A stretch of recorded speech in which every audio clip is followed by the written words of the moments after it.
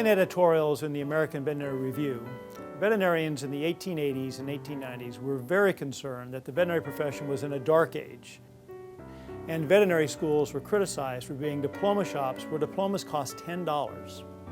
Critics complained veterinary schools lacked entrance qualifications and requirements that students even attend class, much less take examinations.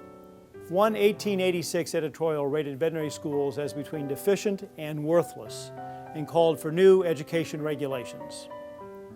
It's not hard to see why veterinarians then were so concerned. It's a fact that the term horse doctor was around that time a common insult. Even their peers in Europe didn't give American veterinarians much respect. Because of this lack of respect, collaboration and communication across the Atlantic Ocean truly was in a dark age. Veterinary schools were completely unregulated and unaccredited. As a result, there was a great deal of variability in the quality of veterinary curricula.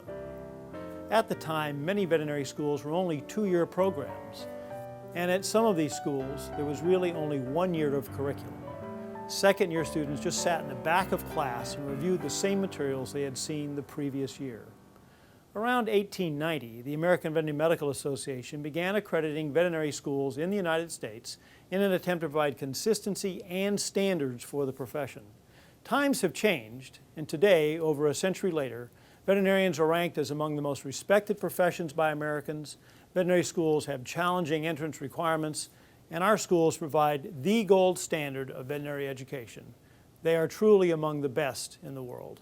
So much so that veterinary schools from around the world seek AVMA Council on Education accreditation, in part so they can be better linked to the American veterinary profession and our institutions, but also because they value what COE stands for, high quality veterinary medical education.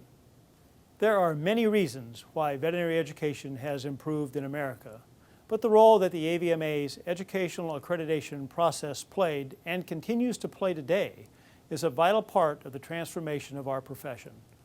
Over the past 120 years, AVMA accrediting processes have evolved. What began in the 1800s as a list of recognized schools changed dramatically in 1921 when the AVMA produced its first set of educational standards and an accreditation process similar to what we have today. Those early standards were known as the essentials of an acceptable veterinary school. The AVMA's accrediting program has been in a state of constant improvement. In fact, this evolution is what this video is all about.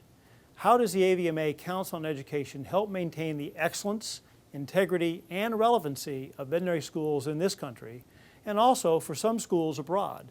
Educational accreditation in the United States is a lot bigger than the AVMA Council on Education. In fact, the Council is just one small part of an enormous peer review system that ensures the excellence of most universities and educational programs across the country. In the United States educational system, there are literally dozens of accrediting agencies. Some of them are institutional, while others are programmatic. For instance, the American Dental Association Commission on Dental Accreditation will accredit the dental school at Marquette University, where I used to teach.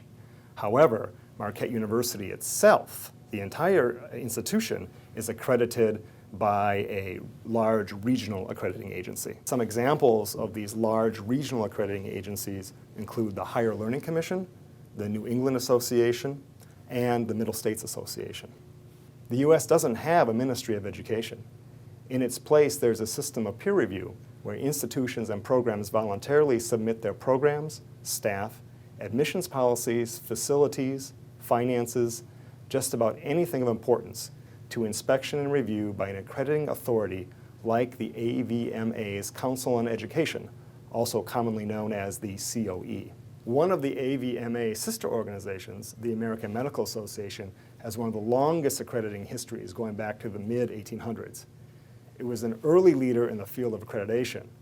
Over the years, the AMA has conducted studies that other specialties, like my own, dentistry, and veterinary medicine learned from, and which helped us all develop our own accrediting programs. The accreditation system in the United States works because it utilizes the expertise of those organizations and individuals that know each discipline the best. Who is better qualified to support the accreditation of dental schools than my organization, the American Dental Association? I personally think that the AVMA is the best organization to accredit veterinary schools. The AVMA's Council on Education fits really well into a national system of peer review. In fact, there aren't other organizations out there that are better equipped to do this job. Accreditation requires a high level of expertise in veterinary medicine, and the AVMA offers that, primarily through the breadth of its membership. We have large animal veterinarians, small animal veterinarians, public health and regulatory veterinarians, biomedical scientists, and of course veterinary educators that teach in our veterinary schools. The Council on Education is made up of 20 members, including members from across the breadth of the veterinary profession, some of which we just mentioned, as well as 3 public members, a Canadian Veterinary Medical Association member, and a representative from the Association of American Veterinary Medical Colleges. The accreditation process begins at the request of a school's dean. Once permission is granted, the school administration undertakes preparation of a self-assessment of the educational program. Once the COE receives the self-assessment report, 4 members from the council, 1 representative from the Canadian VMA, 1 representative from the state VMA, conduct a site visit at the school. They do a thorough review of both the self-assessment report and the school. As part of that accreditation process and review, they're given free and open access to faculty, students, facilities, and resources. After the site visit, the team issues a report that is reviewed and evaluated by the entire COE. Due to the quality of veterinary medical education, full accreditation is the norm at US, Canadian, and several international schools. Schools can be put on limited accreditation if the Council on Education finds serious deficiencies in their program. If this happens, the school is given a prescribed amount of time during which to address those deficiencies. While they're on limited accreditation, the Council is given full authority to monitor their progress. This could include additional reporting requirements, even an additional site visit. Every accredited veterinary school is also required to submit an annual report. In that report, we document changes, improvements, and also any progress towards addressing deficiencies. Because the Council on Education has a very important role in ensuring the quality of veterinary medical education, their decisions can mean millions of dollars to an institution. As a consequence, there is a need for the accreditation system to have rigorous standards and unquestionable integrity. The process must be able to resist any pressures put on this important work. One important part of the accreditation process is how each school's success is measured. Every school is held to the same set of 11 standards. So, why use standards? Because it allows each college to demonstrate an accepted level of quality while protecting the program's integrity.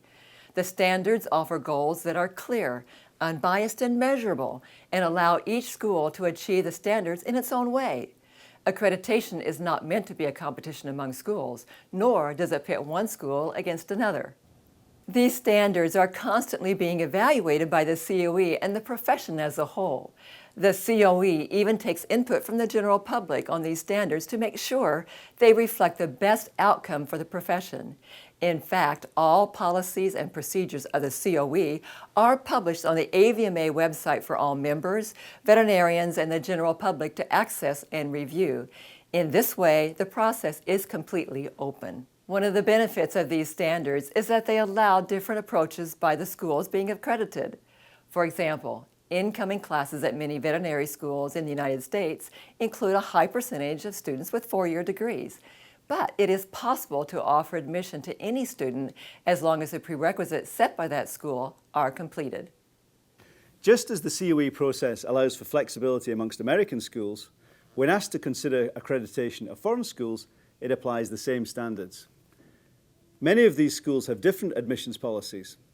If accreditation were dependent upon uniformity, it would be hard to account for the differences, not just amongst the schools abroad, but also amongst schools in America. Because of the COE standards, AVMA's accreditation has flexibility whilst maintaining quality.